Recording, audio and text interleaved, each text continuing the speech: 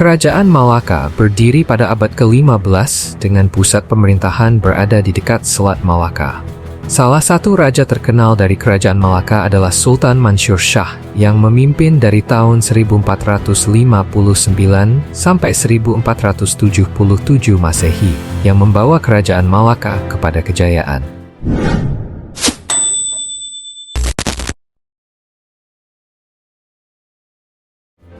Kejayaan Kerajaan Malaka dibuktikan dengan penguasaan sejumlah wilayah dan perannya sebagai pusat perdagangan serta penyebaran Islam terbesar kala itu. Sayangnya, sepeninggal Sultan Mansur Shah, kejayaan Malaka harus berakhir. Ketika Sultan Mansur Shah wafat pada tahun 1477, penggantinya adalah Sultan Alauddin Riayat Shah. Pada masa pemerintahan Sultan Alauddin, Kerajaan Malaka mengalami kemunduran. Sultan Alauddin sebenarnya sangat peduli terhadap rakyatnya, tetapi ia gagal mempertahankan kestabilan dan kemakmuran kerajaan. Dikarenakan Sultan Alauddin mempunyai banyak musuh, baik di luar maupun di dalam istananya sendiri.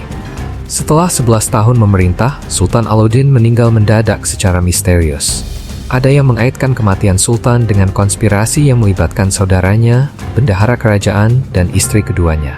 Mereka memiliki motif yang sama, yakni menggulingkan Sultan Alauddin dan merebut takhta kerajaan. Sepeninggal Sultan Alauddin pada tahun 1488, Kerajaan Malaka dipimpin oleh Sultan Mahmud Shah. Pada masa pemerintahan Sultan Mahmud Shah, Malaka terancam oleh bangsa Portugis. Kerajaan Malaka adalah kerajaan maritim yang mengandalkan perekonomian dari perdagangan. Dengan lokasi yang sangat strategis, yaitu di jalur perdagangan internasional melalui Selat Malaka, membuat Kerajaan Malaka berkembang sangat pesat. Banyak pedagang Muslim dari Arab, India, dan daerah Nusantara yang berdagang dengan Kerajaan Malaka. Salah satu kerajaan di Nusantara yang berhubungan dagang dengan Kerajaan Malaka adalah Kerajaan Demak di Jawa Tengah. Di sisi lain, lokasi Malaka yang sangat strategis mengundang bangsa-bangsa asing untuk mengincar pelabuhannya.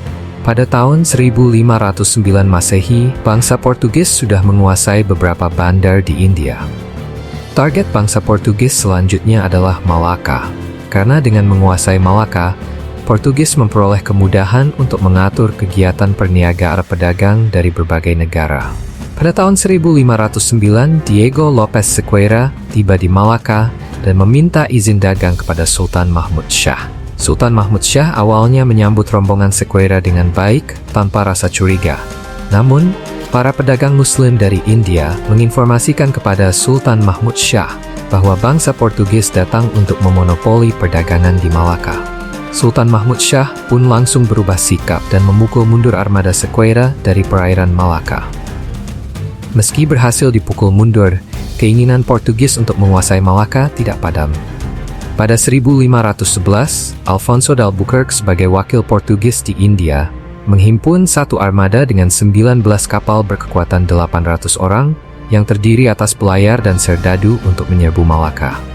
Serangan Portugis sempat mendapatkan perlawanan keras dari rakyat dan gerilyawan Malaka. Namun pada akhirnya, Malaka berhasil ditaklukkan Portugis pada 10 Agustus 1511 dan Alfonso diangkat sebagai penguasanya.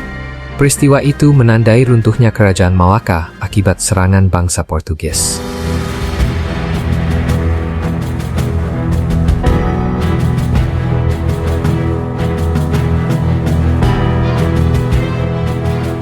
Sultan Mahmud Shah sebagai raja terakhir Kerajaan Malaka terpaksa menyingkir ke Pulau Bintan.